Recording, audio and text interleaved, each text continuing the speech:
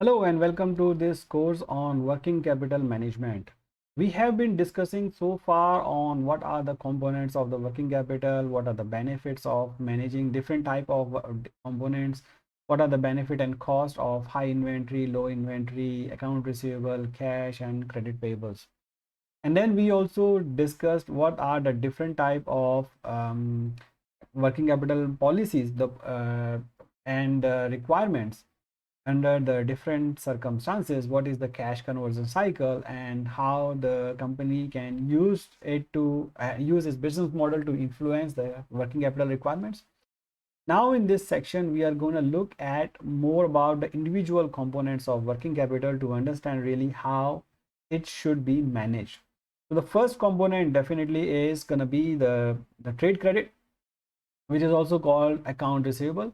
The trade credit basically is the difference between receivable and payable, that is the net amount of funds consumed as a result of those credit transactions. So company is using trade credit, giving the credit and taking the credit. So that is called the trade credit. Now the concept for the using and giving and taking the trade credit is pretty much the same. So we're gonna look at that now. The credit that a firm extend to its customers is called trade credit. Now, what are the different terms in trade credit?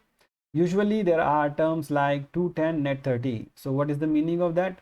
The meaning of that is that if you pay within 10 days, that is you will get a 2% cash discount. Otherwise, you have to pay in 30 days. So after the discounting period. Then you have a and then the credit period. So that is the basically the benefit of the terms of called trade credit. Some countries there are no trade credit like that, no cash discount like that, means not officially announced by the supply, by the customer, by the company.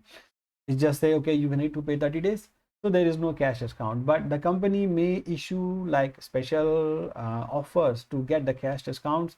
If you pay within certain timelines, you may get a cash discount just to collect the money faster.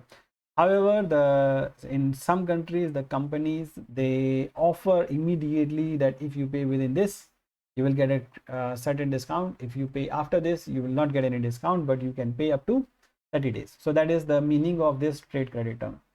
Now this is a graphical example of if you made $100 purchase within 10 days, you pay 98. After 30 days, you need up to 30 days, you need to pay 100 days, $100.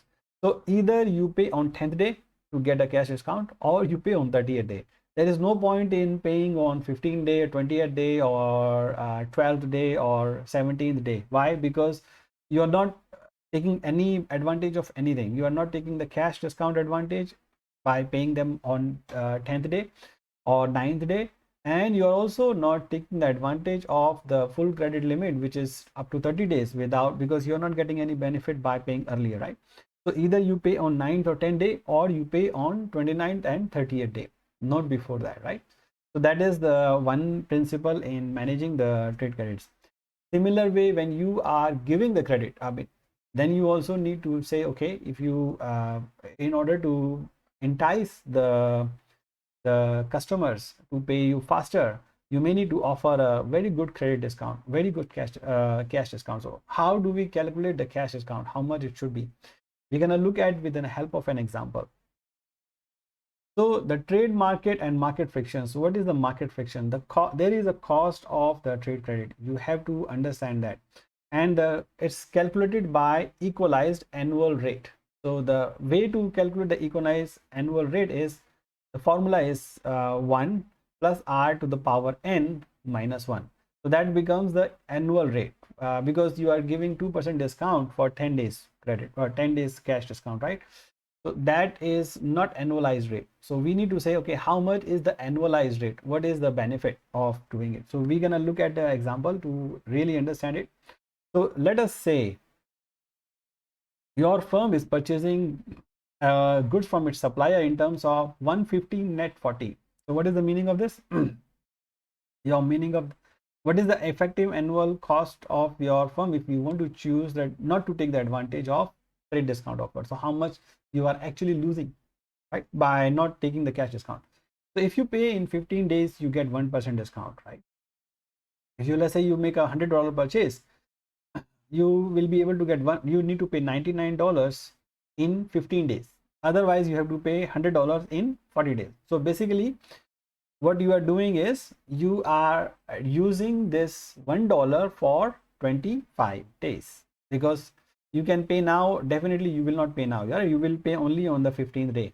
You will pay $99, or you pay $100 at the end of 40 days. So basically you will be using $1. You can borrow that $1 and pay the money for 25 days. So that is what you're doing. So difference is 25 days.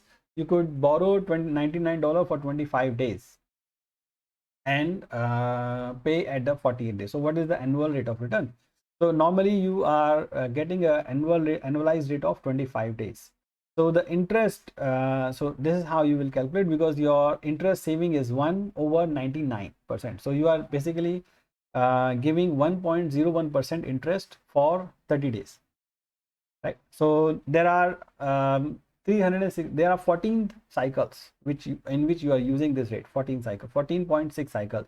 How did we calculate that? We divide that for 365 divided by 25, so that becomes 14 cycles, because you are using this 1% discount only for 25 days, or only for 25-day period in a year. So 14 periods in a year. So your effective annual rate will become like this: 1.11 plus r, 1.10101 to the power of n, which is 14.6 minus 1. So that if you convert that into the solve this, then it will become 15.8%. So which means your annualized rate is 15.8%. So if you are paying interest to your bank which is more than 15%, you should not take this advantage, right? Because you're gonna say. But if you are paying less, then it's beneficial for you. You should definitely go ahead and use this, because you're gonna pay less interest to your bank while you are saving 15% here.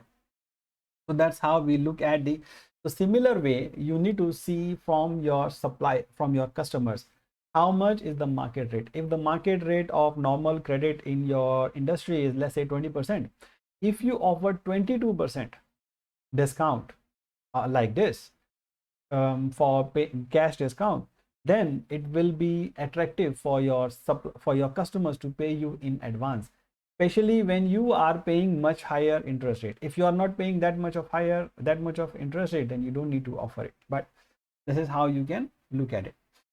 So that is the benefit of trade credit. So benefit of trade credit basically is to it's simple to use, and there are transaction costs, then the alternative source of funds. Sometimes it has, and it's a flexible source of money and can be used when you need it. You don't have to pay for it. There is no force, right?